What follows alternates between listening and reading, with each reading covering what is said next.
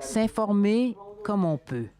Tenter de suivre, de comprendre ce que vivent des sœurs, des frères, des parents à plus de 10 000 kilomètres d'ici, au Myanmar, l'ex-Birmanie. Les yeux rivés tantôt sur des chaînes basées, par exemple, au Bangladesh voisin, tantôt sur le fil des réseaux sociaux. On a beaucoup de difficultés à joindre nos proches, précise Abdul Lamine Fazal Ahmed.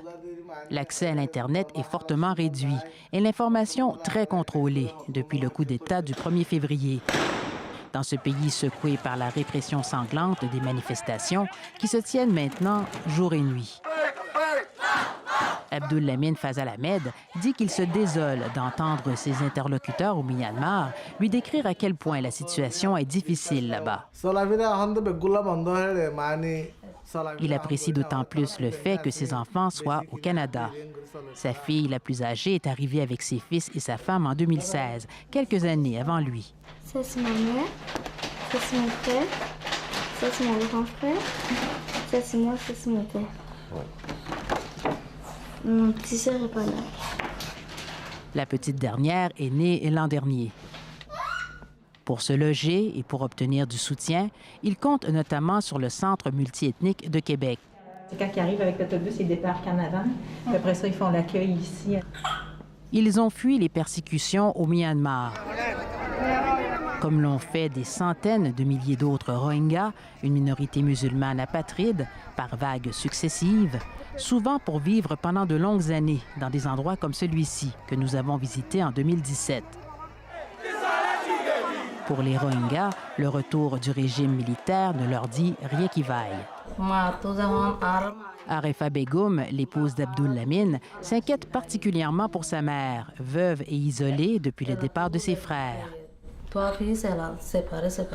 Seule dans l'ouest du Myanmar. Le long de la frontière, la Thaïlande se prépare à un afflux de Birmans. Un pays que ce jeune homme connaît bien. Souré s'y était réfugié enfant, avec ses parents membres d'une autre minorité ethnique du Myanmar. Québec est devenu sa ville il y a 4 ans. Synonyme pour sa femme, ses enfants et lui de havre de tranquillité. N'importe où, n'importe quand, on sort, on revient toujours avec la sécurité. C'est pas comme à Birmanie. Face à ce qui se passe là-bas, il se sent impuissant. On a essayé de trouver quelque chose pour aider les gens.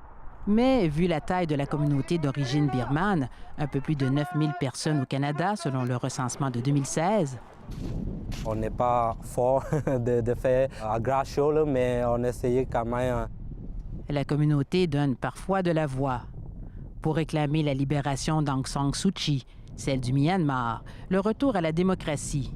Pour dénoncer les violences qui ont fauché au moins 250 vies jusqu'ici. Pour l'instant, tous mes amis, mes cousins, tous mes proches sont encore bien en sécurité, mais on ne sait pas l'avenir. Un avenir incertain, la junte militaire birmane reste imperturbable, peu importe les condamnations et les sanctions internationales. Ici Annick Béraud, Radio-Canada, Québec.